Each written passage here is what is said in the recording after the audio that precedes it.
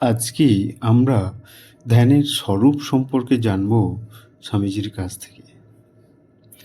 স্বামীজি বলছেন, কোনো বিষয়ে মনের কেন্দ্রীকরণের নামই ধ্যান।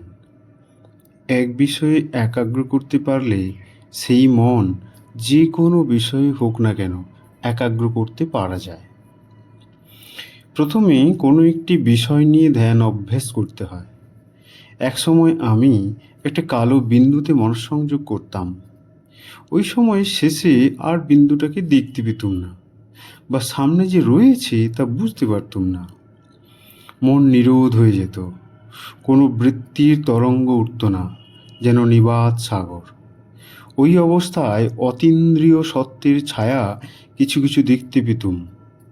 তাই মনে হয় যে কোনো সামান্য বাহ্য বিষয় ধরে ধ্যান অভ্যাস করলেও মন একাগ্র বা ধ্যানস্থ হয়। তবে যাতে যার মন বসে সেটা ধরে ধ্যান অভ্যাস করলে মন শীঘ্র স্থির হয়ে যায়। তাই এদেশে এত দেবদেবী মূর্তির পুজো। এখন কথা হচ্ছে যে ধ্যানের বহিরালম্বন সকলের সমান বা এক হতে পারে না। যিনি যে বিষয় ধরে ধ্যানসিদ্ধ হয়ে গেছেন তিনি সেই বহিরালম্বনেরই কীর্তনও প্রচার করে গেছেন।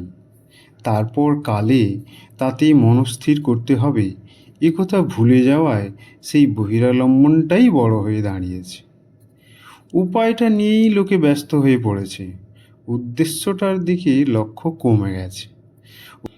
উদ্দেশ্য হচ্ছে মনকে বৃত্তিশূন্য করা, তা কিন্তু কোনো বিষয়ে তন্ময় না হলে হবার জো নেই।